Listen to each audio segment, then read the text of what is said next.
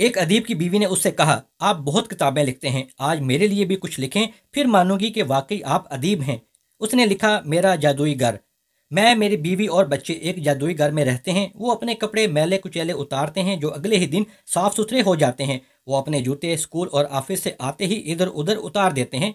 फिर अगले दिन सुबह वो पॉलिश शुदा साफ जूते पहनकर जाते हैं। हर रोज रात को कूड़े वाली बास्केट कचरे से भरी होती है और अगले दिन सुबह सवेरे वो खाली होती है। मेरे जादुई घर में बच्चे खेलते हुए उधम मचाते हैं। हर चीज़ अपनी जगह से दूसरी जगह उछाल देते हैं।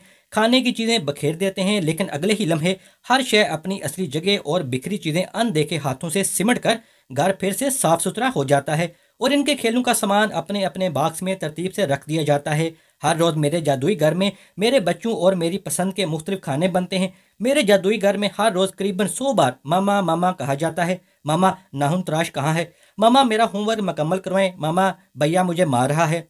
मामा, बाबा जानी आ गए। मामा, आज मुझे स्कूल लंच बॉक्स लेकर नहीं जाना। मामा, आज बिरयानी बनाए। मामा, आज मुझे चूंटी नहीं मिल रही, वो हर रोज़ यही लाइन बनाकर चलती है। मामा, मुझे वॉशरूम जाना है। रात सोने से पहले आखिरी लफ्ज़ मामा और सुबह उठते ही पहला लफ्ज़ मामा मेरे जादुई घर में सुनने को मिलता है।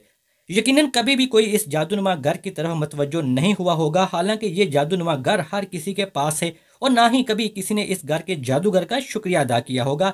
इन जादुई घरों का जादूगर कोई और नहीं बल्कि हर बीवी और माँ है जो अपने अपने घरों में ऐसे जादू करती हैं। सलामती हो हर बीवी और माँ की, जिनके सब्र और ना खत्म होने वाले कामों की वजह से हर घर में रौनक है।